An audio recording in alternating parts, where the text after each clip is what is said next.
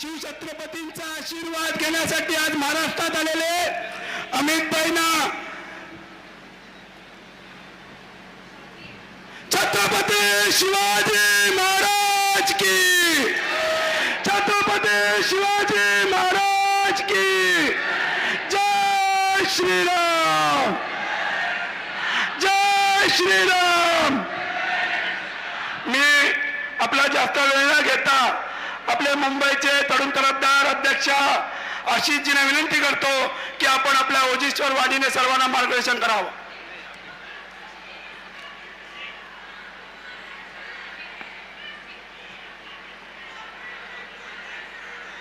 बोलो भारत माता की। जरा दाहिने वाले हाथ ऊपर कर रहे हैं, अब आप सब लोग दाहिने वाले हाथ ऊपर करो। भारत माता की। अब यहाँ के सभी लोग हाथ ऊपर करें। भारत माता की। छत्रपती शिवाजी महाराज की। परम पूज्य भारत रत्न डॉक्टर बाबासाहेब आंबेडकरांचा। आजच्या या मुंबईतील अतिभव्य अशा सभेला मार्गदर्शन करायला उपस्थित असलेले आपले सगळ्यांचे नेते, देशाचे गृहमंत्री सन्माननीय अमित भाई शहाजी, मंचावर उपस्थित सर्वच मान्यवर, महायुतीचे सर्व उमेदवार, उपस्थित सर्व मुंबईकर नागरिक बंधू भगिनी आणि मातांनो, सर्वात प्रथम तर महाराष्ट्राच्या या महायुद्धामध्ये, संपूर्ण महाराष्ट्राच्या राजकारणामध्ये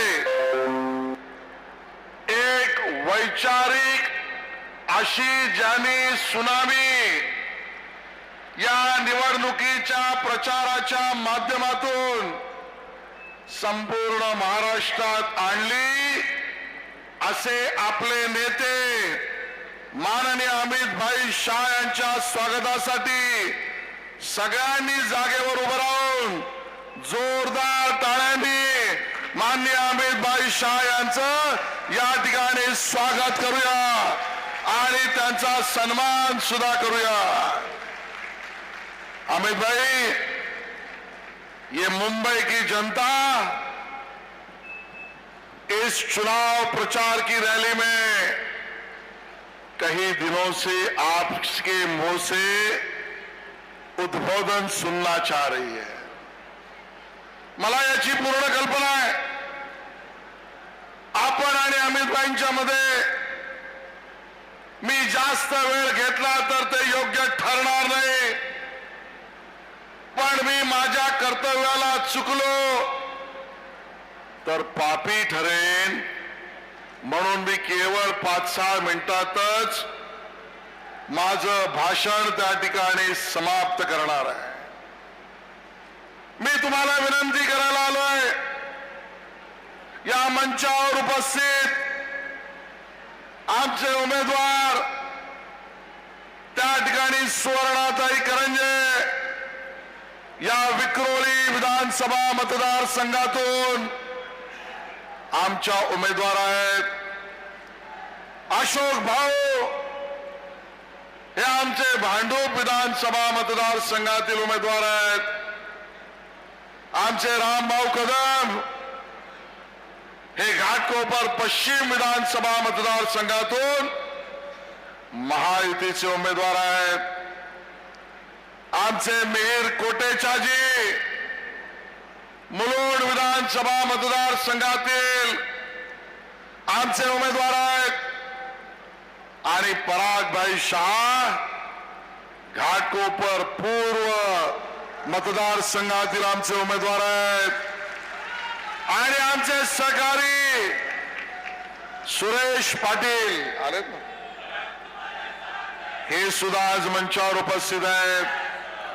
मी फक्त तुम्हाला एकच विनंती करणार आहे, आपल्या सगळ्यांना 100% 100% यश या लोकसभा मतदारसंघातील या माझ्या सर्व 6 उमेदवारांना प्रचंड मताधिक्याने निवडून द्यायचं आहे, ही माझी त्या ठिकाणी आपल्याला विनंती आहे. माझ्या मनामध्ये हे 6 उमेदवार जिंकतील याबद्दल तीळ मात्र सुद्धा शंका नाही. पण 5 वर्षांनी होऊ घातलेल्या महाराष्ट्राच्या विधानसभेच्या निवडणुकीत केवळ माझे 6 उमेदवार जिंकण्याचं आवाहन करण्यासाठी मी आलेलो नाही. ते तर आहेच, महाराष्ट्राच्या या रणांगणामध्ये महायुतीचं सरकार आलं पाहिजे, ते यावंच. पण एवढंच सांगण्यासाठी मी इथे आलेलो नाही. माझ्या मनातली भावना तुमच्या सगळ्यांसमोर सांगतोय.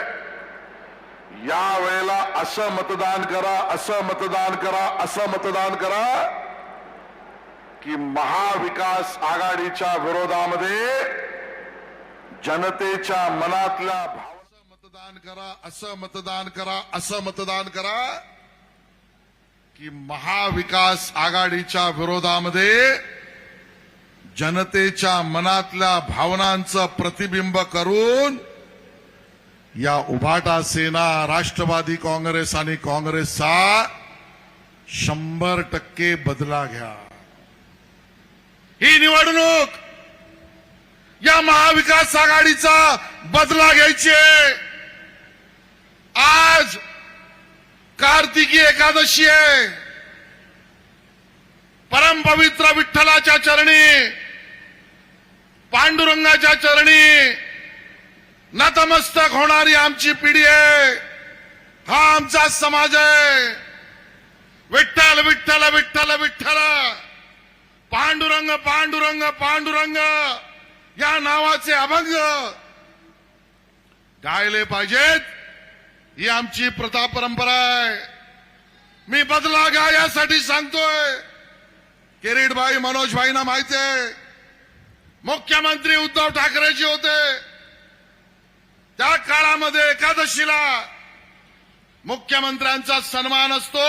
माझ्या विठोबा समोर जाऊन महाराष्ट्रातल्या जनतेसाठी गाराणं मागणं, महाराष्ट्राच्या भल्यासाठी नतमस्तक होणं. पण उद्धव ठाकरेजी मुख्यमंत्री महाविकास आघाडीचे होते. ते विठोबाच्या चरणी गेले. खरं तर त्यांनी वारी थांबवली, वारकरी थांबवले, वारकऱ्यांची एसटी थांबवली. करोना होता म्हणून आम्ही म्हटलं जाऊ द्या. वारकरी संतापले होते. पण मुख्यमंत्री आमच्या सगळ्यांच्या भावना उद्धवजी तिथे विठ्ठलाच्या चरणी, पांडुरंगाच्या चरणी नतमस्तक होऊन मांडतील, ही अपेक्षा आमची होती. काय केलं उद्धवजींनी? उद्धवजी गेले, दर्शनाला उभे राहिले आणि वेळ ज्या वेळेला पूर्ण पूजनानंतर विठोबाच्या पायाला हात लावण्याची आली, उद्धवजींनी विठोबाच्या पायाचा चरणस्पर्श केलेच नाही. माझ्या पांडुरंगाच्या पायाला या उद्धव ठाकरेजींनी चरण स्पर्श सुद्धा केले नाहीत. म्हणाले करोना आहे ना. माझ्या विठोबाचा आणि पांडुरंगाचा अपमान या उद्धव ठाकरेजींनी केलाय. बदला या निवडणुकीमध्ये याच्या विरोधात मतदान करून मतदारांनी दाखवायचं आहे. माझं तुमच्या समोर आव्हान आहे. पूजन संपलं. प्रथा परंपरेनुसार त्या तुळशीच्या माळा त्या पुजाऱ्यांनी विठोबाच्या पायावर ठेवलेल्या प्रथा परंपरेनुसार उद्धवजींच्या गळ्यात तो आशीर्वाद, ती माळ नसून तो आशीर्वाद उद्धवजींच्या गळ्यात घालण्यासाठी पुजारी गेले. उद्धवजी 2 पावलं मागे गेले आणि सांगितलं तुळशीची माळ सुद्धा रामभाऊ माझ्या गळ्यात विठोबाची घालू नका. अरे अशी ही चाल. आणि म्हणून ज्याने माझ्या पांडुरंगाचा अपमान केला, ज्याने माझ्या पांडुरंगाच्या चरणाला असलेली तुळशीची माळ गळ्यात घातली नाही, त्या माणसाचा बदला घेतला पाहिजे की नाही? त्याचा बदला मतदानातून घेतला पाहिजे की नाही? तो बदला तुम्ही घेणार की नाही? आणि म्हणून मतदान बदला घेण्यासाठी करा. मोठी अशी यंत्रावळी आहे माझ्याकडे की का बदला घेतला पाहिजे. आमच्या माहीमच्या दत्त मंदिराला भागोजी किरांनी बांधलं. उद्धवजी मुख्यमंत्री हे दत्त मंदिर तोडण्याची ऑर्डर उद्धवजींनी घेतली. बदला त्यासाठी घेतला पाहिजे. मुख्यमंत्री उद्धवजी ठाकरे मुख्यमंत्री असताना त्याने एक महान कार्य केलं. म्हणजे मुंबईतल्या बॉम्बस्फोटातील प्रमुख आरोपी जो दोष सिद्ध झाला त्या याकूब मेमनचं थडगं आणि कबर उद्धवजींच्या काळामध्ये लाईट लावून सुशोभित करण्यात आली. बदला याचा घ्यायचा आहे. बदला आम्हाला या सगळ्या गोष्टींचा घ्यायचा आहे की आमच्या अंतिम वर्ष परीक्षेत बसलेल्या फायनलच्या मुलांची परीक्षा रद्द करून त्यांच्या डोक्यावर करोनाचे ग्रॅज्युएट हा थप्पा मारून माझ्या महाराष्ट्रातल्या मराठी तरुणांना त्या ठिकाणी बेपर्वा करण्याचं काम उद्धवजी तुम्ही केलात. बदला त्याचा घ्यायचा आहे. प्रभादेवीच्या मंदिरासमोर, माझ्या आईच्या मंदिरासमोर अन्य धर्मियांचा दगड आणून माझ्या प्रभादेवीच्या मंदिराचा रस्ता उद्धवजी तुम्ही बंद केलात. बदला आम्हाला त्याचा घ्यायचा आहे. आणि म्हणून जास्त काही न बोलता या निवडणुकीमध्ये प्रत्येक घराघरातून महायुतीच्या बाजूने म्हणजे कमळ आणि धनुष्यबाण याच्या बाजूने भरघोस मतदान करा. येणारं महायुतीचं सरकार हे तुमच्या मनातल्या विकासाचं स्वप्न पूर्ण करणार असेल. आणि त्यासाठी माननीय अमित भाई, माननीय नरेंद्र मोदीजी, माननीय राज्याचे उपमुख्यमंत्री देवेंद्रजी, मुख्यमंत्री एकनाथ शिंदेजी, माननीय अजितदादा पवारजी यांच्या मागे आपला आशीर्वाद द्या. एवढंच सांगतो आणि थांबतो. जय हिंद, जय महाराष्ट्र. धन्यवाद आशिषजी. मी अमितजींना विनंती करतो की आमचे घाटकोपरचे उमेदवार परागभाई शाह यांच्या संकल्प पत्राचं आपण विमोचन करावं.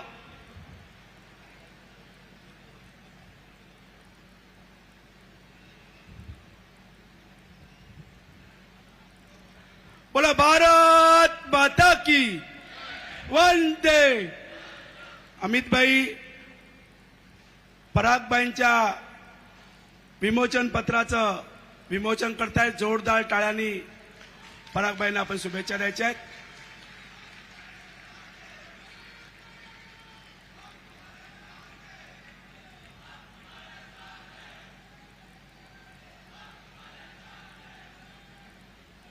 ज्यांचे ओजस्वी विचार ऐकण्यासाठी आपण सर्व इथे एवढ्या मोठ्या संख्येने आलात, त्यांचे कणखर विचार ऐकण्यासाठी आपण इथे आलात.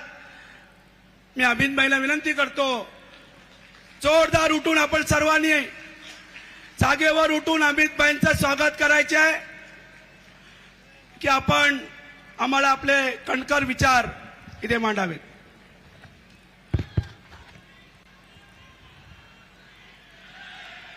मेरे साथ बोलिए, भारत माता की.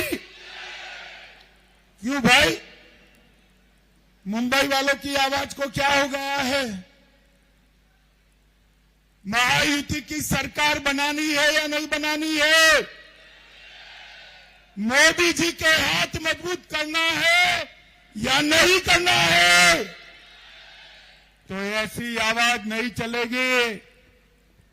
मेरे साथ दोनों हाथ उठाइए, उठाइए दोनों हाथ. विजय के संकल्प की मुट्ठी भींचिए और प्रचंड आवाज से बोलिए, भारत माता की जय जय जय जय जय शिवाजी, जय जय जय जय जय भवानी। मंच पर उपस्थित माइक वाले कहां बैठे, थोड़ी आवाज बढ़ाओ भाई। मंच पर उपस्थित मुंबई प्रदेश भाजपा के अध्यक्ष श्रीमान आशीष सलार जी, मेरे मित्र और भाजपा के नेता डॉक्टर किरीट सोमैया जी, हमारे पूर्व सांसद मनोज कोटक जी, श्रीमान प्रकाश मेहता जी, दिलीप दलवी जी, सुषमा जी सावंत, श्री रवि पुंज, शिवाजी राव नालवड़े जी, सुरेश भालेराव जी, बहन योजना ठाकरे जी, और आज जिनको जिताने की अपील करने के लिए आया हूं, घाटकों पर पूर्व के हमारे प्रत्याशी भाई पराग शाह के लिए जोर से ताली बजाइए। घाटकों पर पश्चिम से श्री राम कदम जी, आगे आओ राम कदम जी। मुलुंड से श्री मिहिर कोटेजा जी,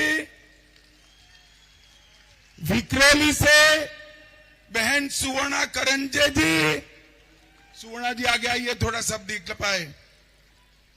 मानखुर्द शिवाजी नगर से श्री सुरेश पाटिल जी,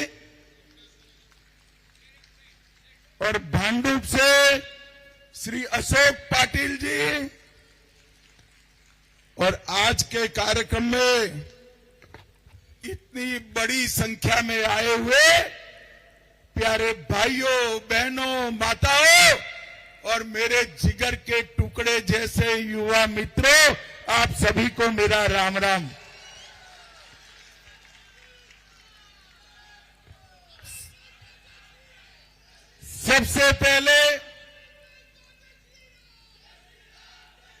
सबसे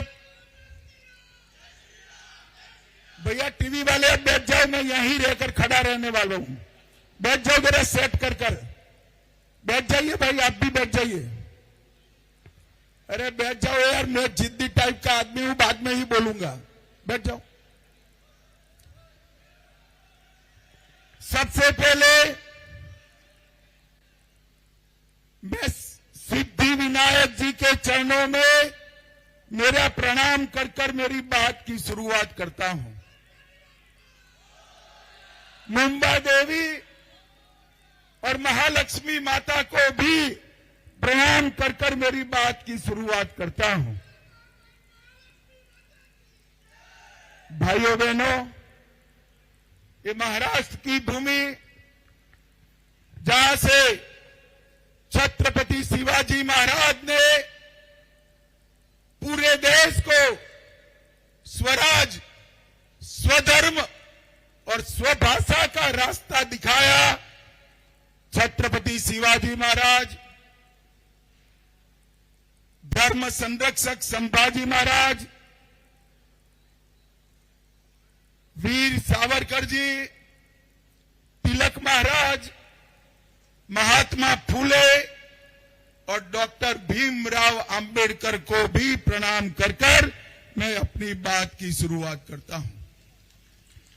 भाइयों बहनों, मैं पूरे महाराष्ट्र में घूमकर आज घाटकों पर आया हूं।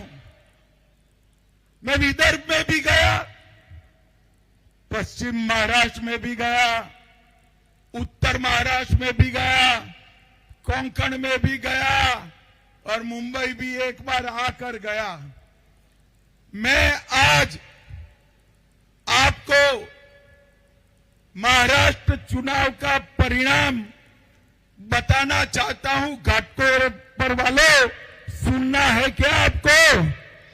जरा जोर से बोलो, सुनना है ना?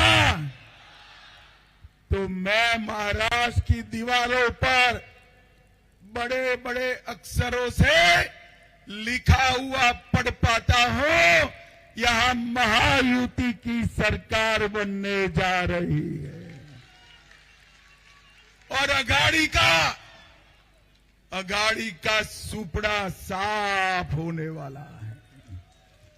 भाइयों बहनों, कुछ दिन पहले एक ही दिन मैंने भारतीय जनता पार्टी का संकल्प पत्र महाराष्ट्र की जनता के सामने रखा और उसी दिन खड़गे जी ने महाअघाड़ी का संकल्प पत्र, घोषणा पत्र जनता के सामने रखा। मैं आप सभी को बताने आया हूं, उसके कुछ दिन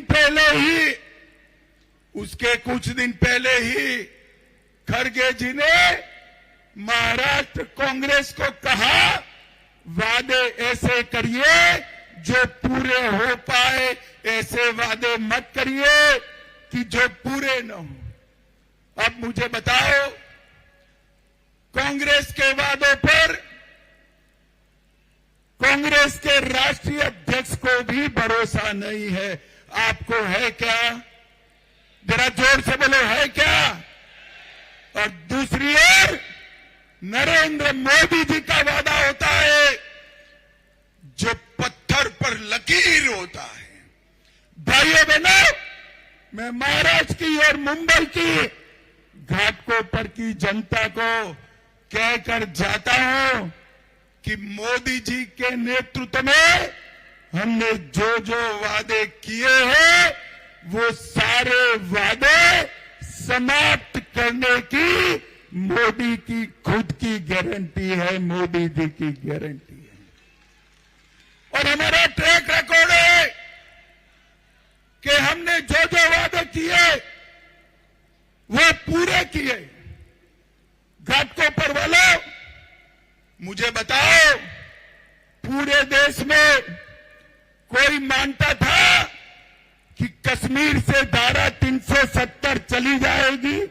कोई मानता था? भारतीय जनता पार्टी का वादा था। आपने 2019 में मोदी जी को फिर से प्रधानमंत्री बनाया। मोदी जी ने पलक झपकते ही धारा 370 को समाप्त कर दिया। और हमेशा के लिए हमारे कश्मीर को भारत के साथ जोड़ने का काम किया।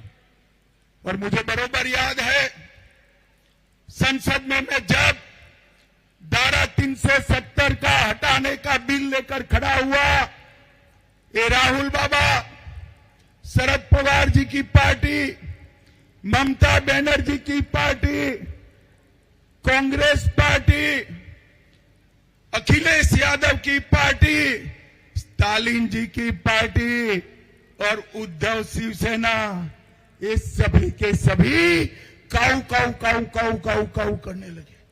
वो कहने लगे धारा 370 मत हटाइए। मैंने बड़ी विनम्रता से पूछा कि भाई क्यों न हटाए? तो उन्होंने कहा धारा 370 हटाओगे तो देश में खून की नदियां बह जाएगी। भाइयों बहनों, आज मैं घाटकोपर की जनता के सामने कहने आया हूं, राहुल बाबा कान खोलकर सुन लो, 370 हटे हुए 6 साल हो गए।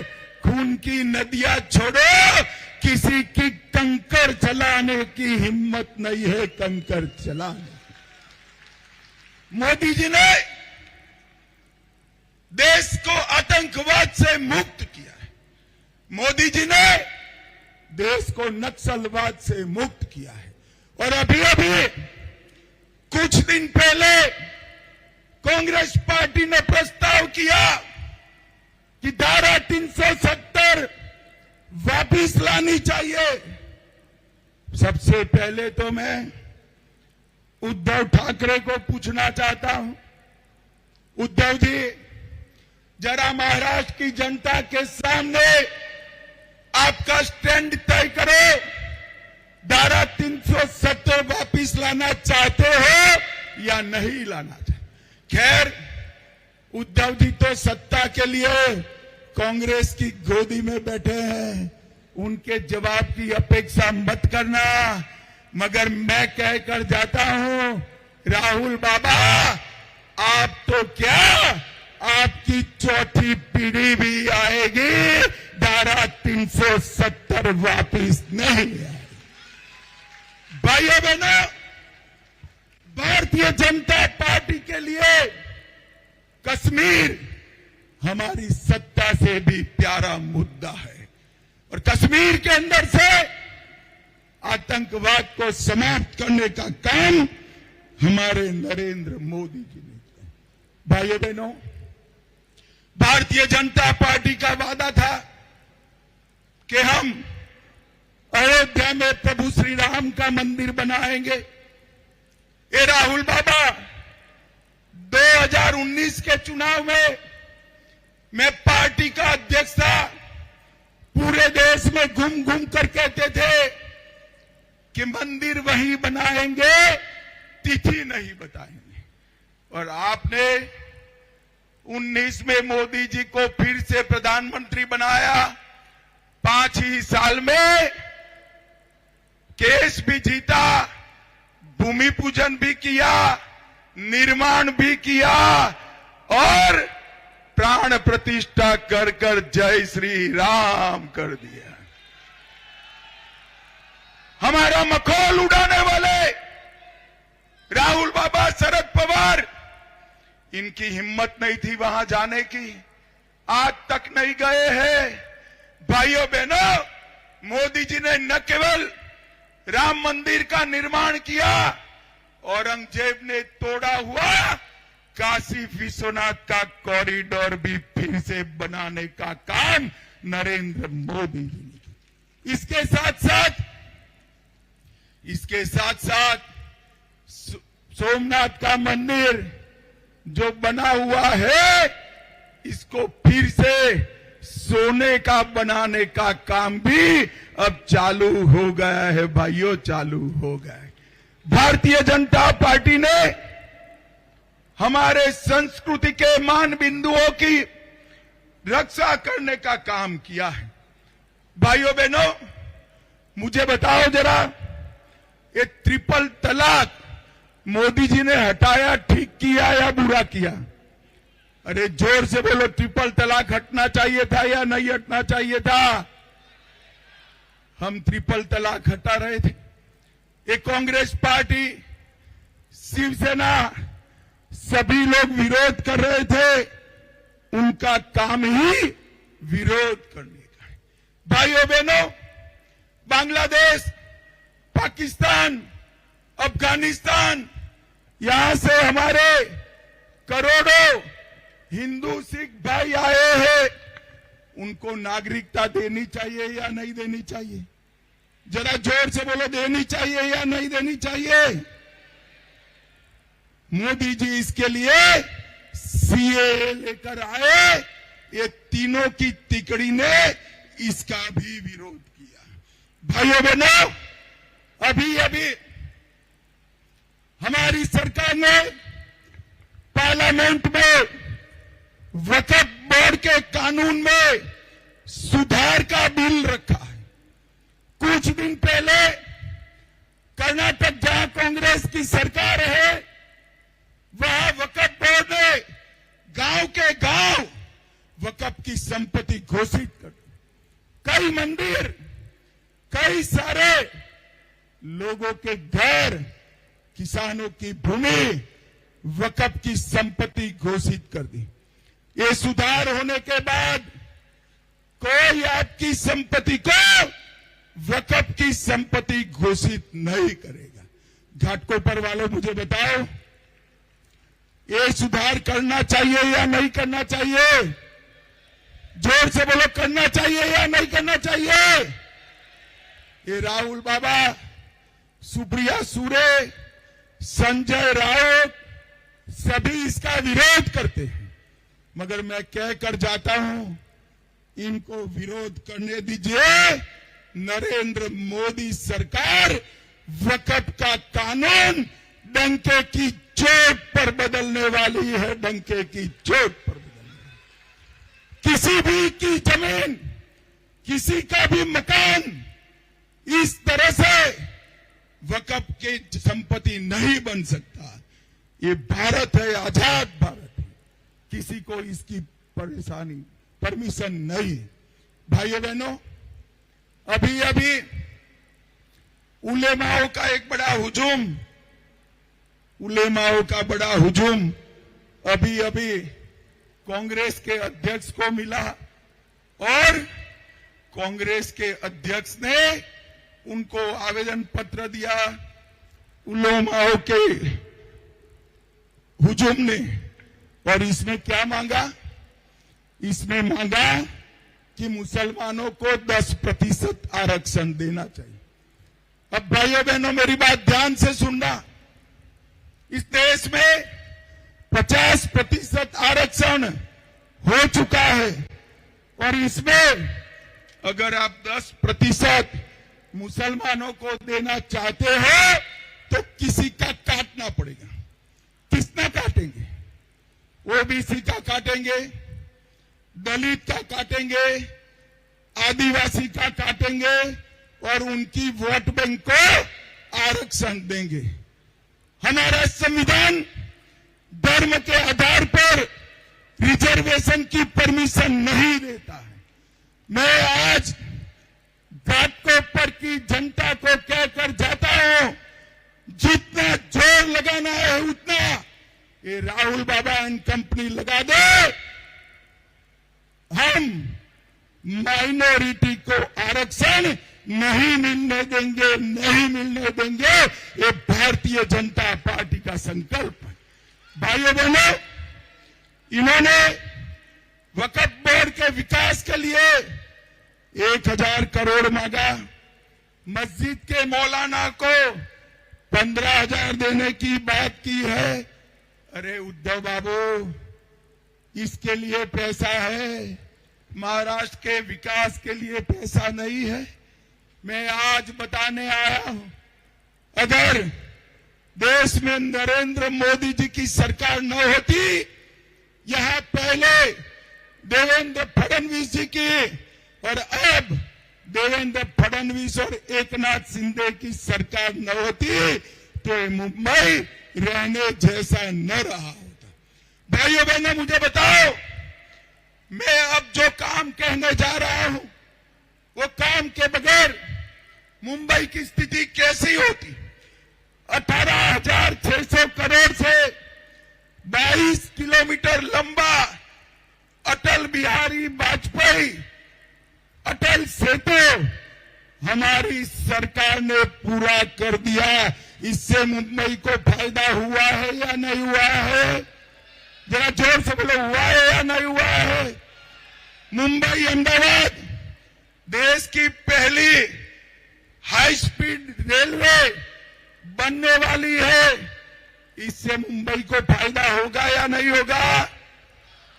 14,000 करोड़ से मुंबई का कोस्टल रोड, जिसका 87% काम पूरा हो गया है, आप यूपी की सरकार ला दो, 2 ही साल में हमारा कोस्टल रोड चालू हो जाएगा। इससे मुंबई को फायदा होगा या नहीं होगा?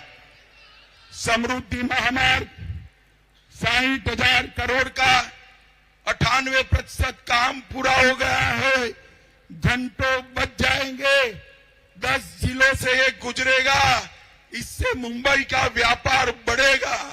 और अक्टूबर 2024 में, अरे अक्टूबर 2025 में हमारा मुंबई का अंतर्राष्ट्रीय नया हवाई अड्डा भी बनकर समाप्त हो जाएगा।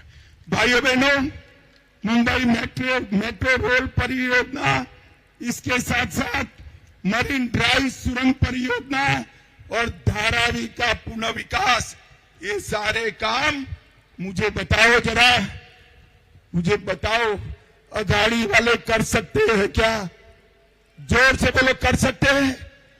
भाइयों बहनों, इन्होंने धारा 370 हटाने का विरोध किया, इन्होंने ट्रिपल तलाक हटाने का विरोध किया, सीए लाने का विरोध किया, राम जन्मभूमि मंदिर का विरोध किया और मुंबई की विकास की परियोजनाओं का भी विरोध करने का काम ये अघाड़ी की सरकार ने किया है। ये अघाड़ी की सरकार केवल और केवल किसी का समर्थन कर सकती है तो मौलवियों को 15,000 रुपया देने का भी समर्थन कर सकती। भाइयों बहनों, लाडली बहन योजना के तहत हर बहन के अकाउंट में हर महीना एक राशि जमा हुई, इसका भी विरोध किया। हम घुसपैठियों को हटा रहे हैं, उसका भी विरोध किया। औरंगाबाद का नाम छत्रपति संभाजी नगर करने का भी विरोध किया। अहमदनगर का नाम अहल्याबाई करने का भी विरोध किया। भाइयों बहनों, ये परिवारवादी संगठन और ये जनता को गुमराह करते। अभी कुछ दिन पहले राहुल बाबा संविधान की प्रतियां लहरा रहे थे, बांट रहे थे। पत्रकारों ने संविधान को खोलकर देखा तो ये नकली संविधान था, अंदर एक भी शब्द छापा नहीं हुआ था, सारे के सारे पन्ने कोरे। जो लोग जनता के साथ इस तरह का छलावा करे, उसको सत्ता देनी चाहिए क्या? जोर से बोलो, देनी चाहिए क्या? भाइयों बहनों, मुंबई और महाराष्ट्र का विकास केवल और केवल नरेंद्र मोदी जी के हाथ से हो सकता है। यहां पर महायुति की सरकार लाइए, तभी जाकर महाराष्ट्र और मुंबई का विकास होगा। आज मैं मुंबई में शरद पवार जी को, राहुल गांधी जी को पूछना चाहता हूं, 2004 से 14 तक आपकी सरकार चली, आपने महाराष्ट्र के विकास के लिए कितना रुपया भेजा? भाइयों बहनों, हिसाब नहीं देते, मगर मैं हिसाब लेकर आया हूं। 2004 से 14 तक इन्होंने 1,91,000 करोड़ रुपया दिया, सिर्फ 1,91,000 करोड़।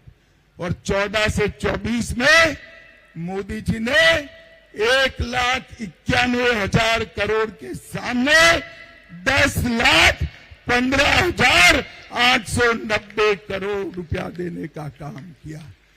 ये विकास की धारा नरेंद्र भाई ही आगे बढ़ा सकते, एकनाथ शिंदे, देवेंद्र जी और अजीत दादा की टीम ही बढ़ा सकती है।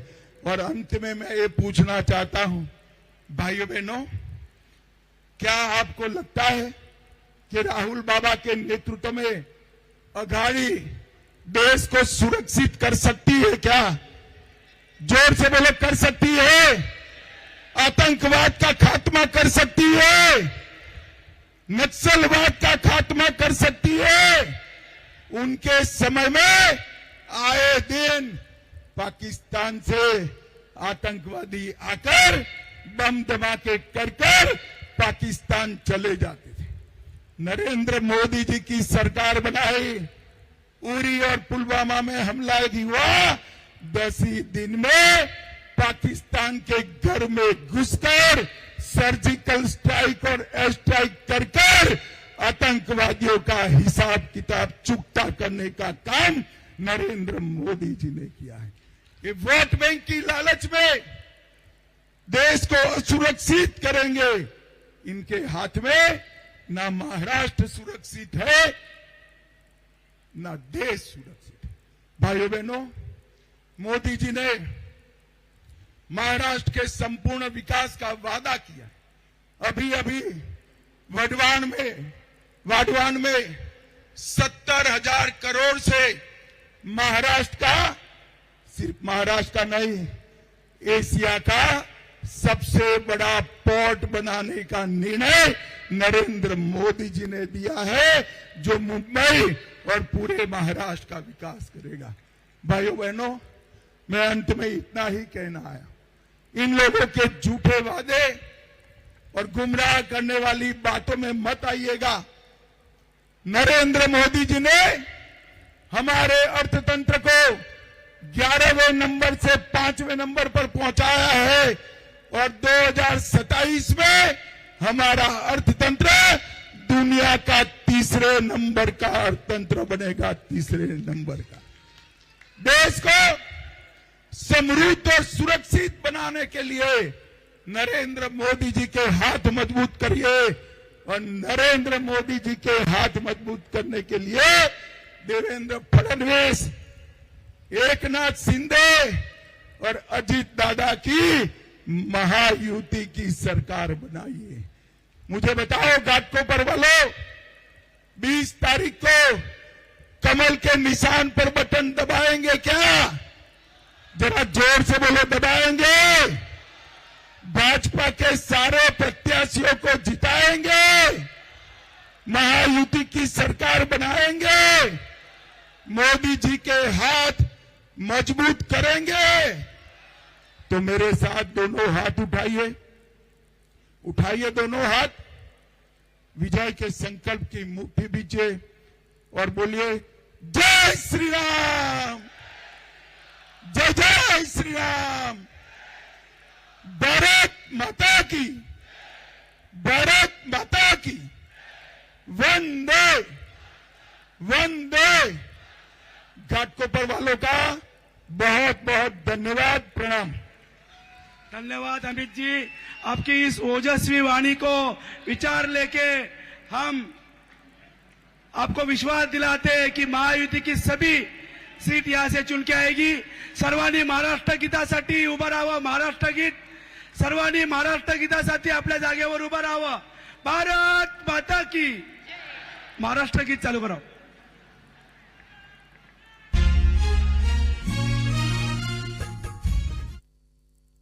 घाटकोपरमधून अमित शहा हे बोलत होते। विरोधकांच्या खोट्या आश्वासनांना बळी पडू नका असं अमित शहा यावेळी म्हणाले। तर भाजपा युतीच्या सरकारने मुंबईमध्ये अनेक विकास कामं केली आहेत। मतदारांना त्यांनी आवाहन केलेलं आहे। सागरी किनारा मार्ग, मेट्रोमुळे मुंबईचा विकास झाला असल्याचं अमित शहा यांनी म्हटलेलं आहे आणि सोबतच महायुतीला प्रचंड मताने विजयी करा असं देखील ते म्हणाले। काँग्रेस काळापेक्षा 10 पट निधी मोदींनी राज्याला दिला असं म्हणताना त्यांनी पंतप्रधान नरेंद्र मोदी यांचं देखील कौतुक केलंय। विरोधकांच्या खोट्या आश्वासनांना बळी पडू नका असं मतदारांना आवाहन केंद्रीय गृहमंत्री अमित शहा यांनी केलंय। घाटकोपरमधून केंद्रीय गृहमंत्री अमित शहा बोलत होते आणि यावेळी बोलत असताना त्यांनी विरोधकांवरती निशाणा साधलेला आहे। शिवाय पंतप्रधान नरेंद्र मोदी यांचं कौतुक देखील केलेलं आहे। भाजपा युतीच्या सरकारने मुंबईमध्ये अनेक विकास कामं केली असल्याचं त्यांनी म्हटलेलं आहे।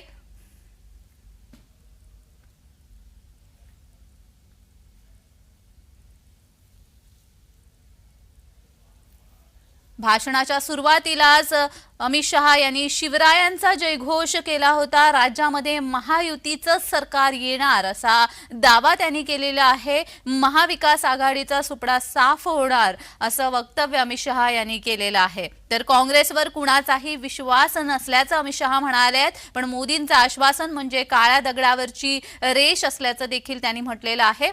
शिवाय उद्धव ठाकरेंना देखील त्यांनी आव्हान केलेलं आहे। उद्धव ठाकरे तुमची भूमिका स्पष्ट करा असं त्यांनी म्हटलेलं आहे। शिवाय कलम 370 संदर्भात देखील त्यांनी वक्तव्य केलेलं आहे। कलम 370 संदर्भात उद्धव ठाकरे यांची जी भूमिका आहे ती त्यांनी स्पष्ट करावी असं आवाहन अमित शहा यांनी उद्धव ठाकरे यांना केलेलं आहे।